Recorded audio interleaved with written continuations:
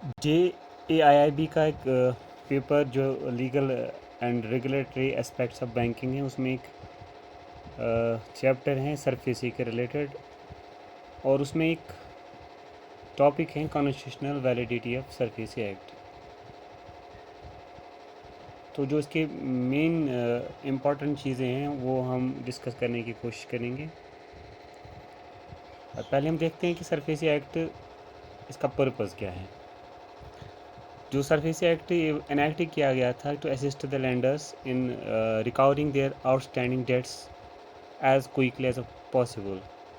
पहले क्या होता था कि बोरोवर डिफ़ॉल्ट करता था तो लैंडर को कोर्ट में जाना पड़ता था, और एक लेंथी प्रोसीजर था जिसके रिजल्ट्स कुछ काफ़ी देर बाद आते थे। तो इसको कट शार्ट करने के लिए सरफेसी एक्ट एनैक्ट किया गया।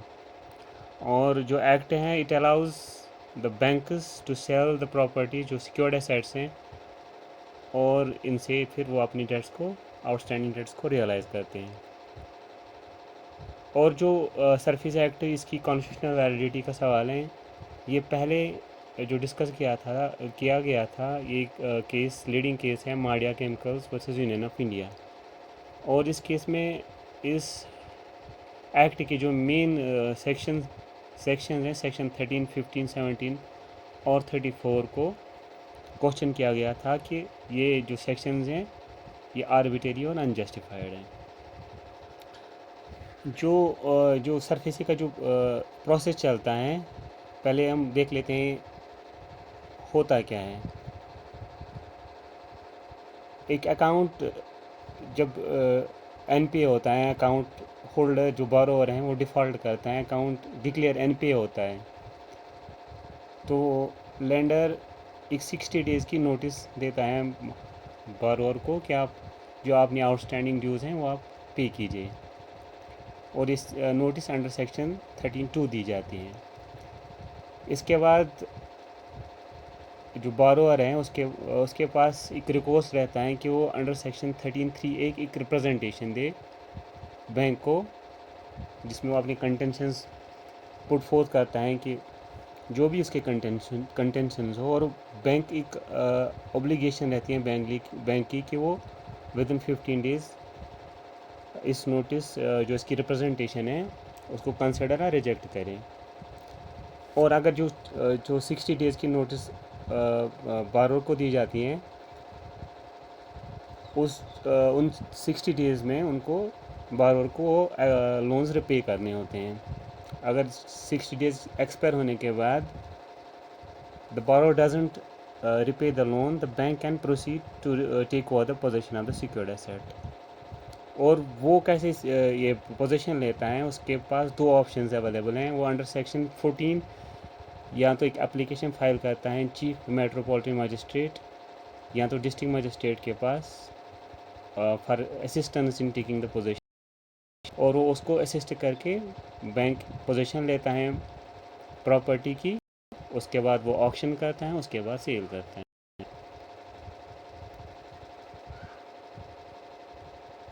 अच्छा जी, जो मेन इश्यूज़ इस केस में थे वो ये थे कि is it possible to challenge the SARFAESI act on the ground that it was unnecessary to create it given the circumstances, especially when another statute was already in effect।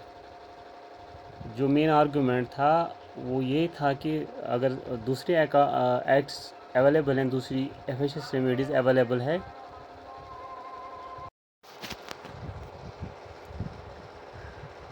what were the issues of this case? There were three main issues that were framed in the case, और वो ये थे कि is it possible to challenge SARFAESI act on the ground that it was unnecessary to create it, to enact the act given the circumstances, especially when another statute was already in effect। अगर एक act already है date recovery के related, तो क्या ज़रूरत है कि SARFAESI act को एनेक्ट किया जाए। और जो दूसरा इशू था, whether section 13 of the act was unconstitutional. जो पटिशनर्स का मेन कंटेंशन था वो यही था कि जो सेक्शन 13 एम्पावर करता है खाली बैंक को, और जो बारोर्स के इंटरेस्ट को इग्नोर किया जाता है, खाली बैंक के इंटरेस्ट को कंसिडर किया जाता है। और जो तीसरा मेन इशू था वो ये था कि that is section 17 particularly section 17(2) unreasonable and arbitrary and thus unconstitutional. Section 13(2) stated that the defaulter had to deposit 75% of the amount in order to prefer an appeal. अगर डिफ़ॉल्टर अपील प्रेफर करना चाहता है तो उसको 75% of the claimed amount by the lender वो उसको DRT date recovery tribunal में deposit करना पड़ेगा, तो उसके बाद ही डेट रिकवरी ट्रिब्यूनल उसकी अपील को एंटरटेन करेगी।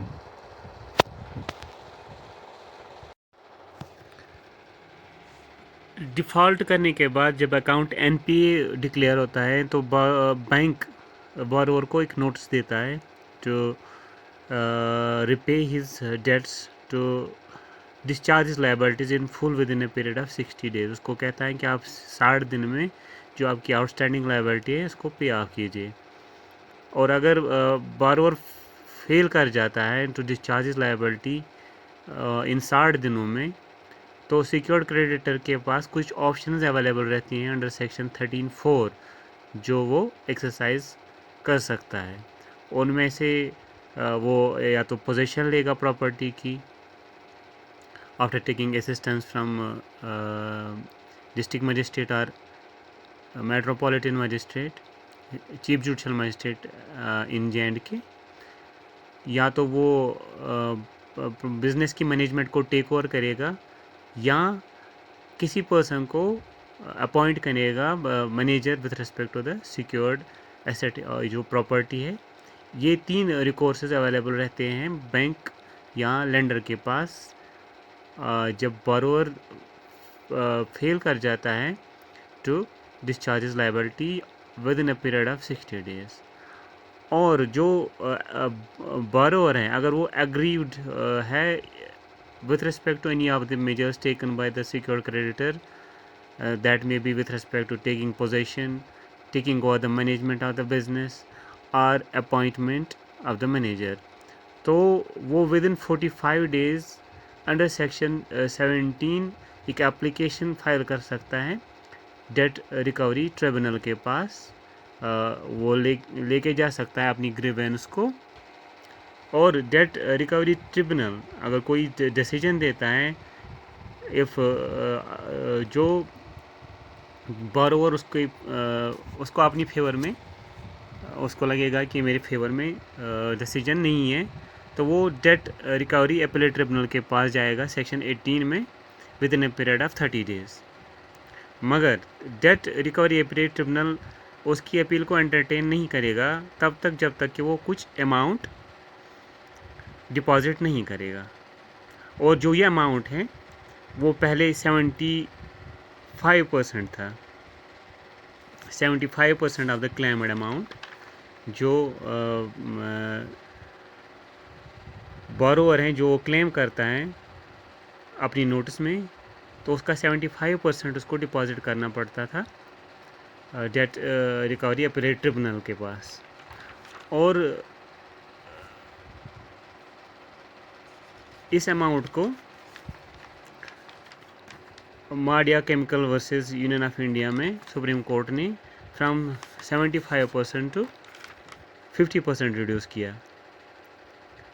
या तो appellate tribunal 50% of the claimed amount मांगेगा बोरोवर से, तो उसके बाद ही उसकी अपील को एंटरटेन करेगा, या तो the appellate tribunal can reduce the fee not less than 25% for the reasons to be recorded in writing।